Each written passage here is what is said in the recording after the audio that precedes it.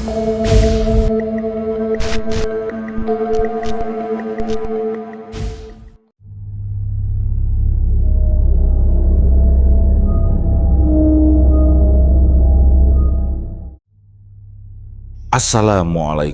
sahabat semua.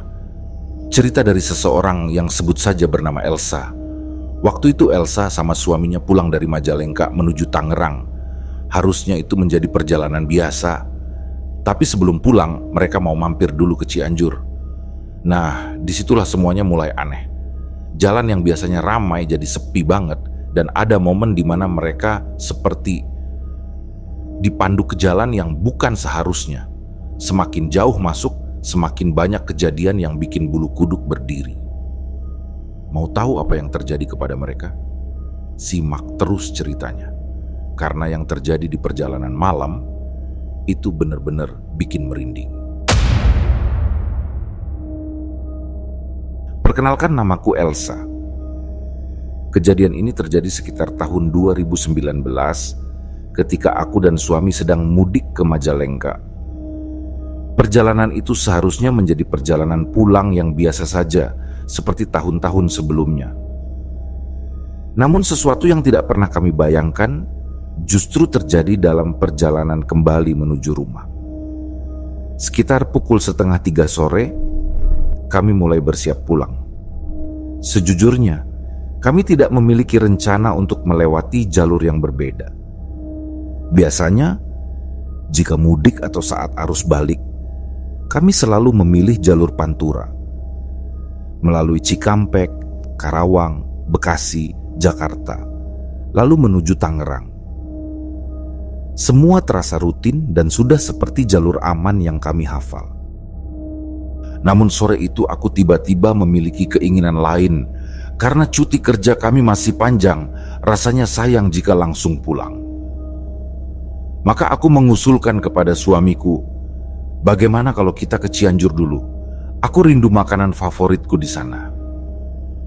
Suamiku sempat bertanya dengan nada ragu, "Apa kamu tahu jalan ke sana?"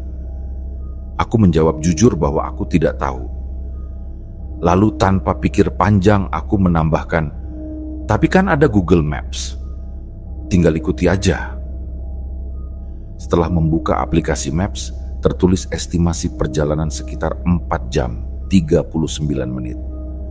Dalam pikiranku, jika berangkat sore, kami seharusnya bisa tiba di Cianjur sekitar pukul 7 atau 8 malam, waktu yang masih aman untuk berkendara. Yang tidak kami sadari adalah bahwa perjalanan yang tampak sederhana itu akan berubah menjadi pengalaman yang sulit kami lupakan. Kami mulai melaju dengan tenang. Motor sudah terisi penuh, perlengkapan aman, cuaca juga cukup bersahabat. Jalanan awalnya ramai, lalu macet menjelang waktu maghrib. Kami berhenti sebentar untuk salat di sebuah tempat di pinggir jalan. Namun setelah salat itulah, aku mulai merasakan keganjilan. Saat membuka kembali ponsel dan memeriksa Google Maps, aku terkejut. Waktu tempuh yang tertulis masih sekitar 4 jam lebih. Tidak jauh berbeda dari saat kami berangkat sebelumnya. Padahal, kami sudah menempuh perjalanan selama sekitar 2 jam.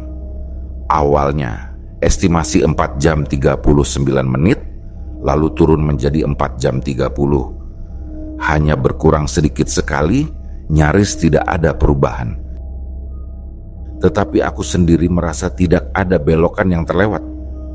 Semua instruksi Maps sudah kami ikuti. Karena khawatir semakin malam, kami memutuskan tetap melanjutkan perjalanan. Aku memantau Maps hampir sepanjang waktu. Namun waktu tempuh itu tidak juga berkurang. Setelah berhasil keluar dari kemacetan, jalanan tiba-tiba menjadi lebih lengang. Biasanya, saat jalanan mulai lancar, ada rasa lega. Tapi kali itu, suasananya justru terasa janggal.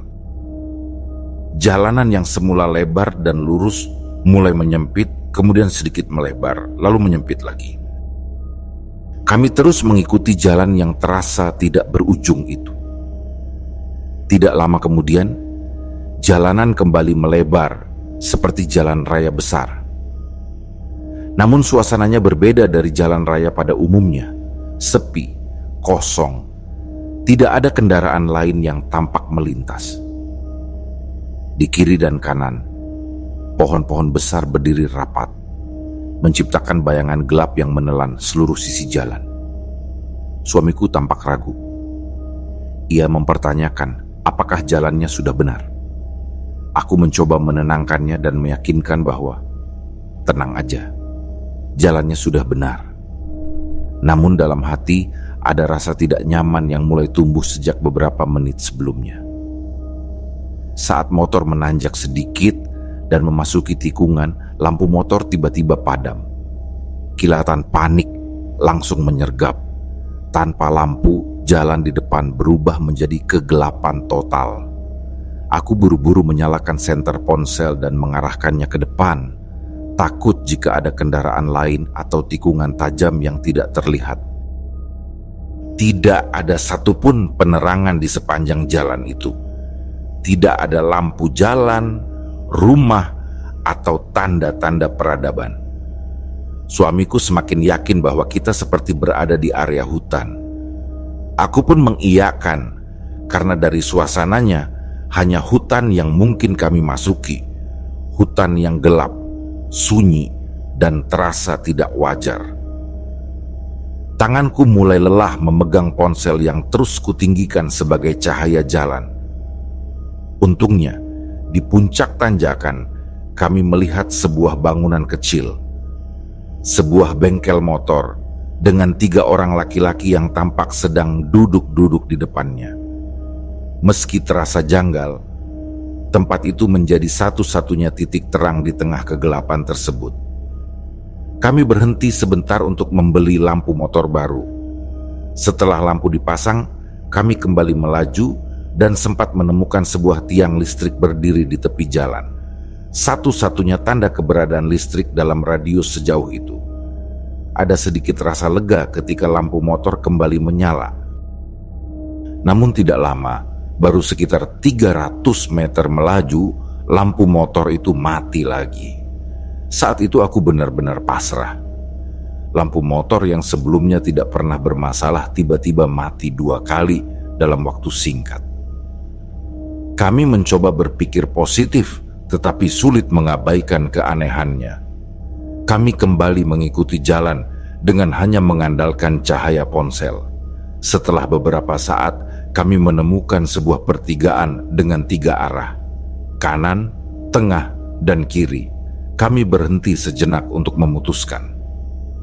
Aku sempat meminta suamiku mencoba membuka Google Maps, tetapi ponselku dan ponselnya sama-sama menunjukkan tanda tidak ada sinyal. Lokasi itu seolah benar-benar berada di luar jangkauan. Karena kebingungan dan tidak ada petunjuk apapun, aku mengusulkan untuk mengambil jalur kanan. Suamiku awalnya menganggap jalur lurus lebih masuk akal karena mungkin saja ada jalan besar di depannya. Namun setelah berdiskusi sebentar, ia akhirnya mengikuti pilihanku. Keanehan berikutnya langsung terasa saat kami melihat jalur kanan itu. Ada sebuah gapura tua, mirip gapura wisata, tetapi kondisinya sudah lapuk dan usang. Kayunya gelap dan catnya sudah mengelupas, membuat suasananya terasa dingin dan muram. Suamiku masih ragu memasuki jalan itu. Namun aku entah mengapa merasa yakin untuk melanjutkan. Mungkin karena sejak tadi kami tidak menemukan jalan lain, atau mungkin karena perasaan aneh yang mendorongku untuk terus masuk. Meski ia tidak sepenuhnya setuju, suamiku akhirnya mengikuti. Begitu melewati gapura, kegelapan semakin pekat. Lampu motor yang mati memaksa kami hanya bertumpu pada sinar ponsel. Setiap meter terasa membawa kami masuk semakin jauh ke sesuatu yang asing. Jalanannya mulus, beraspal. Lingkungannya hutan, namun jalannya sangat rapi. Suamiku sempat berkomentar bahwa kayaknya kita semakin masuk ke dalam hutan. Aku hanya mengiyakan. Dalam perjalanan yang terasa sunyi dan tidak berujung itu, aku dan suamiku sudah lama tidak berbicara. Kami hanya diam, masing-masing terjebak dalam pikiran dan kekhawatiran sendiri. Di tengah keheningan itu, tiba-tiba terdengar suara motor dari arah belakang. Suara itu memecah sunyi yang sedari tadi terasa menekan. Ada sedikit rasa lega di dadaku. Rasanya seperti ada pertolongan datang. Aku membatin bahwa setidaknya ada kendaraan lain yang lewat, sehingga kami bisa mengikuti cahaya lampunya di depan. Motor itu kemudian melintas di samping kami. Seorang lelaki tua berbadan agak gemuk melewatinya tanpa menoleh, tanpa memberi tanda apapun. Ia hanya melaju dengan tenang, mengenakan pakaian koko putih dan peci putih. Dari cara berkendaranya, ia tampak seperti warga lokal yang sudah mengenal jalan tersebut. Begitu ia melewati tikungan dan hilang dari pandangan, aku dan suamiku berusaha mengikutinya, berharap bisa melihat cahaya lampunya di depan. Namun ketika kami melewati tikungan itu, motor dan pengendaranya benar-benar sudah tidak terlihat. Kami mencoba mengabaikan keanehan itu, menganggapnya sekadar kebetulan. Sekitar 10 menit kemudian, suara motor kembali terdengar dari arah belakang. Saat kami menoleh, lelaki yang sama kembali melintas dengan pakaian, motor, dan tampilan yang identik. Dalam hati aku bertanya-tanya, bukannya orang ini sudah jauh di depan, kenapa bisa muncul lagi di belakang kami? Kami kembali melanjutkan perjalanan, tetapi tidak lama berselang, suara motor itu kembali terdengar. Untuk ketiga kalinya, lelaki itu melintas dari arah belakang. Padahal jalan yang kami lalui hanyalah satu jalur panjang tanpa cabang lain. Tidak ada kemungkinan ia berputar jauh dan kembali menyalip dari belakang. Namun, kenyataannya ia muncul lagi dengan cara yang sama. Perasaan takut mulai merayap. Aku memilih untuk tidak lagi melihat ke belakang. Suamiku terlihat semakin tegang, dan aku sendiri berusaha tetap memegang ponsel sebagai senter, meski tangan terasa pegal dan pundakku sakit menahan bobot ransel. Setelah melalui serangkaian belokan kecil dan tanjakan, penampakan lelaki itu tiba-tiba menghilang. Tidak ada suara motor lagi, tidak ada tanda-tanda ia berada di sekitar kami. Kami tetap melaju mengikuti jalan yang tidak menawarkan pilihan apapun. Tidak ada percabangan baru selain pertigaan sebelumnya. Kami hanya mengikuti jalur yang sama, masuk semakin dalam ke kegelapan yang tidak wajar itu. Ketika melihat jam, waktu sudah hampir menunjukkan pukul 11 malam. Suasana tidak berubah. Kami masih berada di tempat yang sama, gelapnya, sama sepinya. Aku bertanya kepada suamiku, apakah ia tidak merasa aneh bahwa kami masih di jalan yang sama sejak tadi. Suamiku mengakui bahwa ia pun heran, karena tidak menemukan belokan baru, tidak menemukan perubahan apapun. Rasanya seperti jalan itu menahan kami di tempat yang sama. Ada satu hal yang kemudian kupakai sebagai penanda. Di salah satu sisi jalan, ada poster bekas kampanye yang dipaku pada sebatang pohon. Poster itu lusuh, warnanya pudar, dan tampak seperti sudah lama dibiarkan begitu saja. Aku berkata dalam hati bahwa jika kami melewati poster itu lagi, berarti kami benar-benar sedang diputar-putar di tempat yang sama. Kami pun melaju beberapa menit, dan benar saja, poster itu kembali muncul. Pohon yang sama, posisi poster yang sama, susunan ranting di sekelilingnya pun tidak berubah. Saat itu tubuhku terasa dingin. Aku mulai menyadari betapa lamanya kami terjebak di jalan itu tanpa bergerak mendekati tujuan.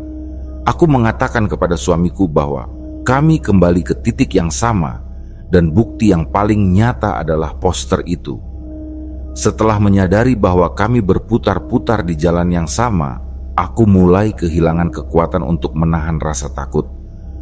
Aku membaca doa dalam hati, melafalkan salawat berulang-ulang sambil berharap ada sesuatu yang menunjukkan jalan keluar. Setiap kata yang terucap dalam hati terasa seperti pegangan terakhir agar pikiranku tidak runtuh. Perjalanan lanjut ke jalan yang sedikit lebih lebar, namun suasananya tidak berubah.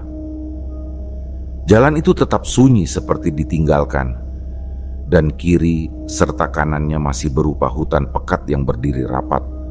Tidak ada rumah, tidak ada cahaya, hanya hutan gelap dan jalan lurus yang entah menuju kemana. Saat itulah suamiku mengatakan sesuatu yang membuat tubuhku melemah. Bensin motor hampir habis.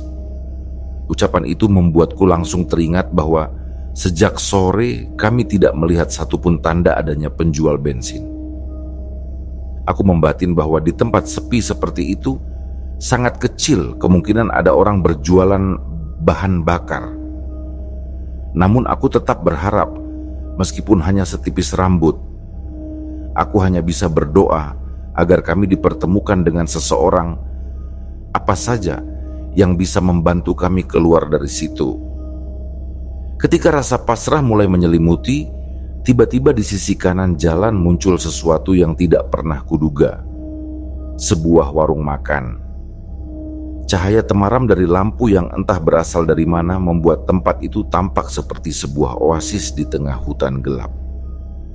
Di depannya terlihat seorang pemuda yang tampak sedang membereskan piring-piring, mengenakan baju kuning. Aku yang sudah lapar sejak sore langsung meminta suamiku untuk berhenti. Namun suamiku menolak dengan alasan ia tidak lapar. Aku memaksa lagi dan ia tetap tidak mengizinkan. Kami sempat berdebat kecil meskipun tenaga kami sudah hampir habis. Pada akhirnya aku hanya diam. Saat itu barulah pikiran lain muncul di kepalaku. Sejak kapan ada warung di tengah hutan seperti ini? Kesadaran itu membuat seluruh bulu kudukku berdiri. Tempat itu seharusnya tidak ada di sana. Terlalu sepi, terlalu jauh dari pemukiman, dan terlalu tidak masuk akal. Rasa lapar itu langsung hilang berganti perasaan was-was yang kembali membesar di dadaku. Kami melanjutkan perjalanan sambil menekan perasaan kesal yang menumpuk. Rasa takut dan lelah bercampur dengan rasa lapar yang kutahan. Aku mulai berpikir untuk berhenti saja di tepi jalan dan beristirahat. Namun suamiku menolak keras. Ia berkata bahwa selama masih ada bensin, kami harus terus melaju karena berhenti di tempat seperti itu justru lebih berbahaya. Akhirnya aku menyerah dan hanya mengikuti kemana motor bergerak. Aku kembali berdoa dalam hati, berharap menemukan penjual bensin atau setidaknya sebuah rumah. Aku hanya ingin bertemu manusia lain. Seseorang yang bisa memberi kami kepastian bahwa kami masih berada di dunia yang seharusnya. Di titik itu, air mataku mulai jatuh. Aku takut tidak bisa pulang, takut tidak bisa bertemu ibuku lagi, dan takut bahwa malam itu menjadi malam terakhir kami berada di dunia nyata. Jam sudah menunjukkan pukul 12 malam. Kami masih terus berkendara, menyusuri jalan yang sama gelapnya seperti 1 jam sebelumnya. Tidak ada belokan baru, tidak ada perubahan pemandangan. Di tengah rasa panik itu, aku kembali memanjatkan doa yang sama. Aku berharap menemukan jalan keluar, jalan pulang, atau sekadar tanda bahwa kami tidak sedang tersesat di tempat yang salah. Rasa takut membuat dadaku sesak. Aku akhirnya mengirim pesan singkat kepada mertua di kampung. Dalam pesan itu aku memohon doa agar kami diberi keselamatan dan bisa sampai tujuan. Dan setelah mengirim pesan itu, aku hanya bisa menundukkan kepala, menunggu apakah doa-doa itu didengar. Tidak lama setelah aku mengirim pesan meminta doa, sesuatu yang tidak pernah kuduga terjadi. Seperti ada yang mendengar kegelisahan kami, jalan yang tadinya seperti tidak berujung itu tiba-tiba membuka dirinya. Dari kejauhan, samar-samar aku melihat bentuk gapura yang pernah kulalui sebelumnya. Hanya butuh beberapa detik sampai aku benar-benar yakin itu adalah gapura yang sama, gapura lapuk yang tadi membawaku masuk ke jalanan gelap itu. Begitu kami melewatinya, rasa lega langsung menyelimuti tubuhku. Aku merasa seperti baru saja keluar dari sebuah lingkaran yang mengurung kami selama berjam-jam tanpa arah. Namun rasa lega itu tidak bertahan lama. Di hadapan kami kembali terbentang pertigaan yang sama. 2 jalur yang belum dicoba. Suamiku memilih jalur lurus kali ini. Aku mengangguk, menuruti saja. Di kondisi seperti itu, kami hanya bisa bergantung pada firasat dan keberuntungan. Namun jalur lurus itu ternyata lebih buruk dari yang sebelumnya. Jalanan mulai menyempit dan berubah menjadi trek yang berkelok seperti jalur menuju puncak gunung. Kiri jalan adalah jurang yang gelap dan curam. Sementara kanan berupa tebing menjulang, hitam dan terasa seperti dinding raksasa yang menutup langit. Motor kami melaju pelan-pelan. Lampu motor yang padam membuat kami hanya mengandalkan cahaya redup dari ponsel yang kutahan dengan tangan gemetar. Aku sempat meminta suamiku agar menjaga posisi motor lebih ke arah kanan. Jurang yang terbuka di sebelah kiri membuatku merinding setiap kali angin dari kegelapan itu menyentuh tubuhku. Tebing di sisi kanan pun tidak kalah menyeramkan. Semakin jauh kami berjalan, kontur tebing itu semakin curam. Nafasku tidak pernah benar-benar stabil sejak jalanan itu kami masuki.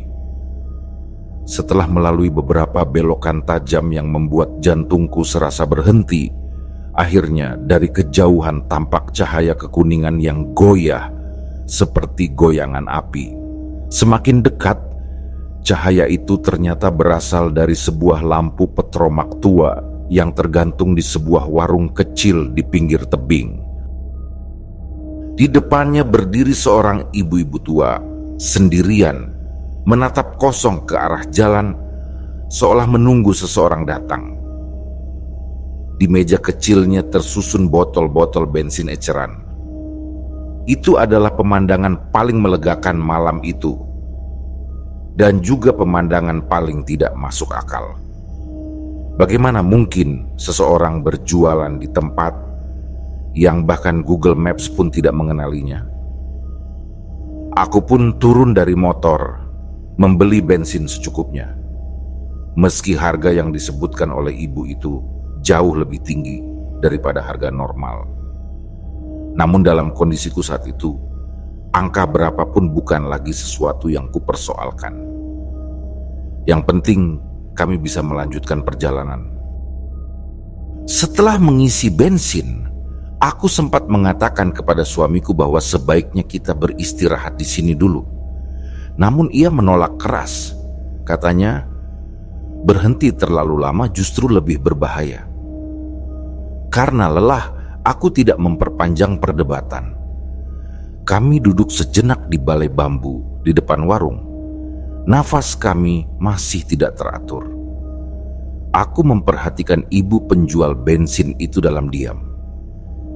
Ia tampak tenang, bahkan terlalu tenang untuk seseorang yang berjaga sendirian di tengah hutan, ditemani hanya oleh lampu petromak yang cahayanya berkedip-kedip seperti mau padam.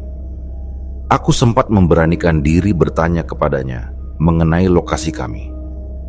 Ibu itu balik bertanya kemana tujuan kami, dan setelah kujelaskan bahwa kami hendak menuju Cianjur, ia hanya tersenyum kecil sambil mengatakan perjalanan kami masih jauh.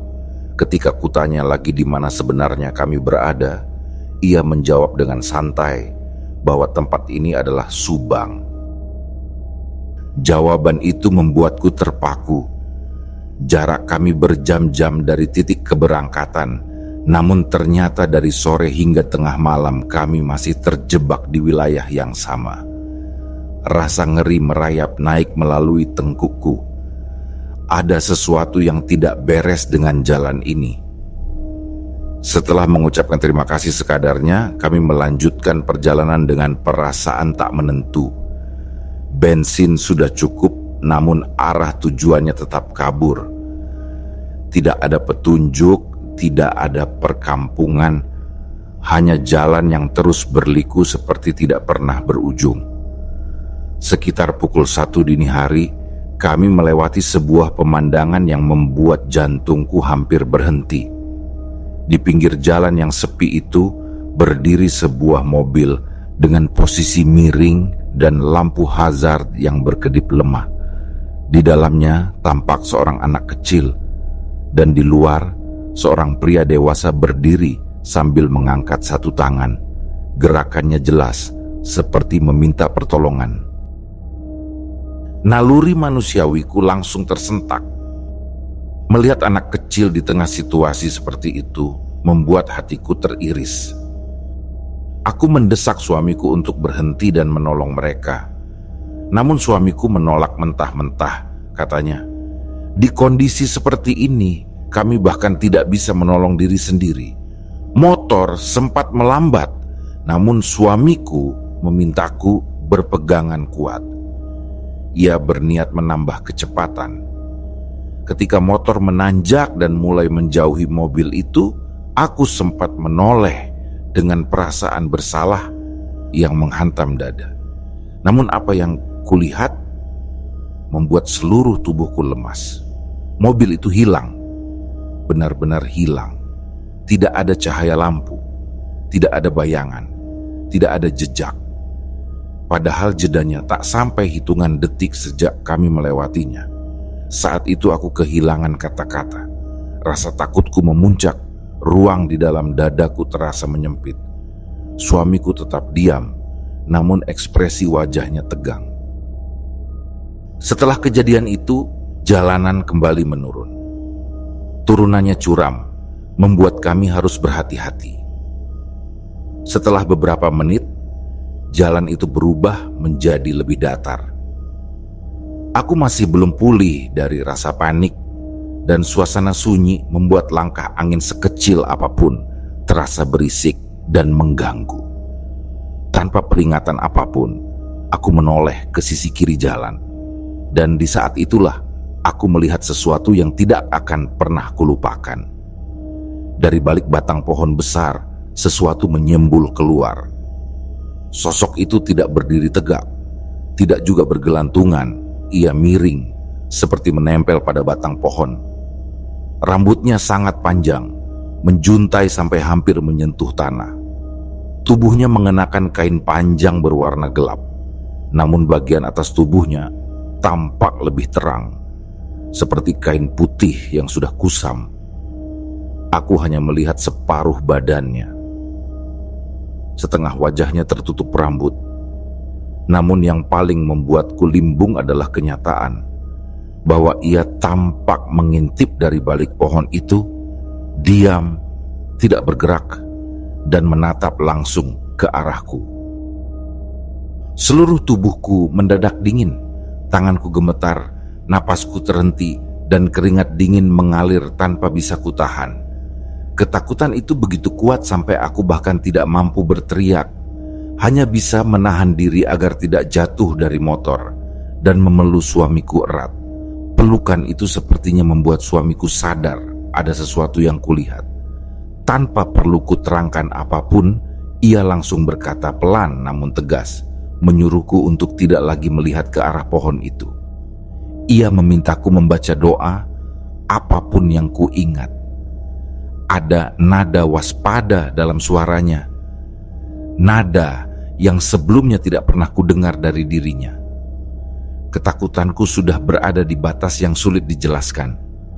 Perasaanku seperti berada di ambang pingsan, tetapi tubuhku tetap terjaga, seakan rasa takut itu sendiri yang memaksaku tetap sadar.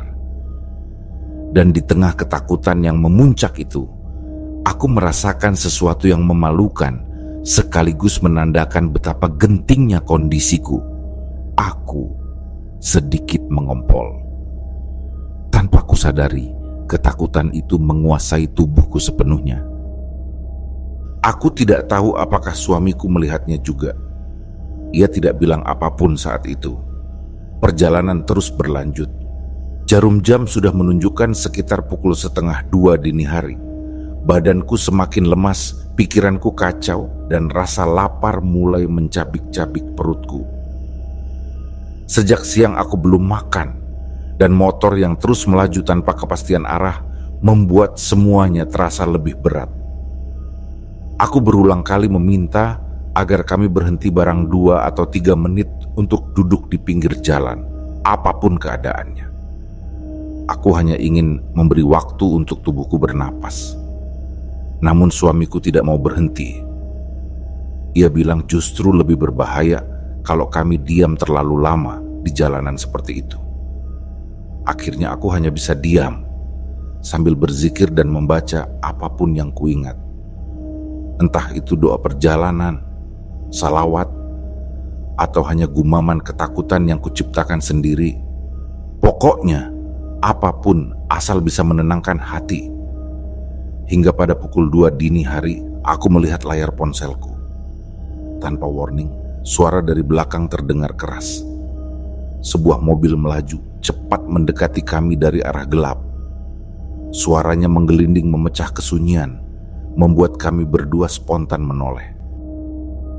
Rasa lemas yang sedari tadi menguasai tubuhku mendadak berganti dengan harapan. Mobil itu mendekat, menurunkan kecepatannya ketika sejajar dengan kami. Dari dalam, seorang pria berbicara menggunakan bahasa Sunda, menanyakan tujuan kami. Suamiku menjawab bahwa kami ingin menuju Cianjur. Pria itu langsung berkata bahwa kami bisa mengikuti mobilnya dari belakang. Rasanya seperti ada beban besar yang terangkat dari pundakku. Setelah semua kejadian menyeramkan yang kami lewati, akhirnya ada manusia lain, manusia sungguhan yang muncul di tengah malam itu. Aku hampir ingin menangis lagi.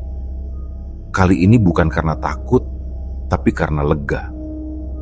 Kami pun mengikuti mobil itu, berharap bahwa perjalanan tanpa ujung ini akhirnya akan menemukan jalan keluarnya. Perlahan-lahan, setelah mengikuti mobil itu selama hampir setengah jam, suasana di sekitar kami berubah. Awalnya aku tidak sadar ada apa yang berbeda, sampai tiba-tiba sebuah hembusan angin kencang menerpa wajahku. Dari kegelapan hutan yang tak berujung, kami mendadak keluar ke sebuah jalan raya yang terang dan ramai. Di depan mata terbentang pemandangan yang sejak tadi rasanya mustahil. Rumah makan, pom bensin, kendaraan yang lalu lalang, lampu-lampu toko yang masih menyala. Rasanya seperti dilempar kembali ke dunia manusia. Pria dalam mobil itu memberi petunjuk arah. Suamiku mengangguk dan berterima kasih. Kami pun menepi sebentar di depan sebuah warung yang sudah tutup. Aku duduk di bangkunya yang dingin, mengatur napas yang rasanya belum kembali sejak tadi.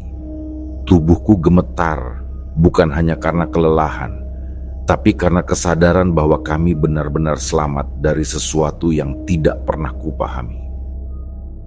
Saat motor kembali dinyalakan, lampu depannya menyala terang tanpa masalah. Entah bagaimana, suamiku justru kesal dan mengetuk lampunya.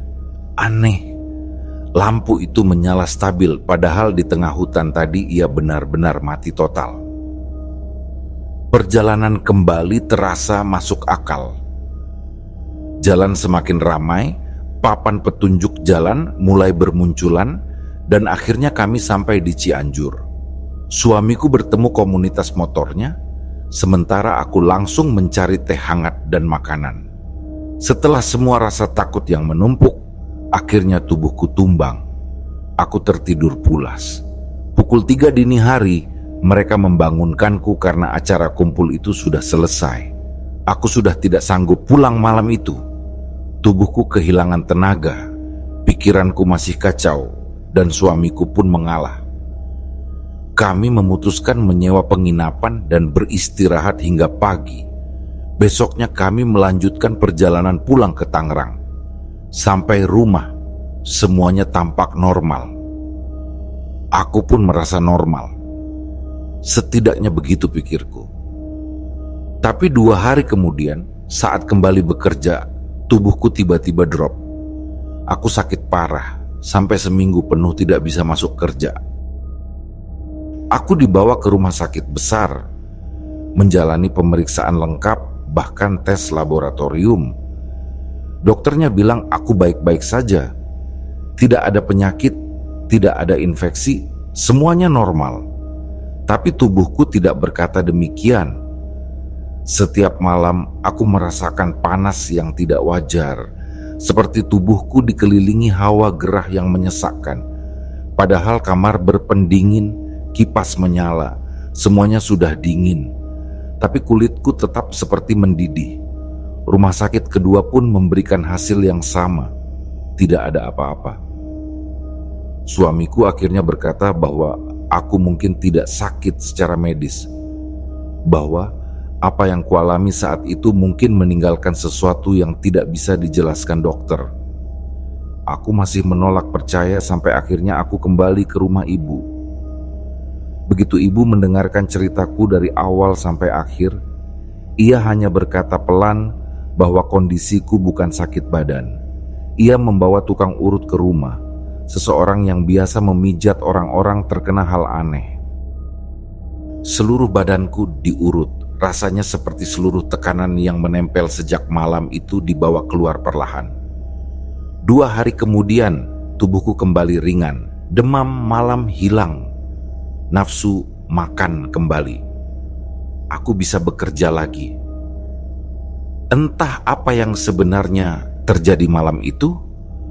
Apakah aku tersesat di tempat yang bukan dunia manusia, bertemu sesuatu yang tidak seharusnya kulihat, atau hanya mengalami kelelahan yang membuat semuanya terasa seperti mimpi buruk. Tapi satu yang pasti, sejak kejadian itu, sampai hari ini aku masih sehat. Namun, ingatan malam itu tidak pernah benar-benar hilang.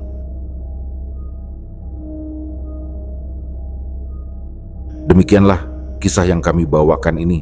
Semoga kisah ini dapat menghibur teman-teman semua dan diharapkan cerita ini bisa bermanfaat.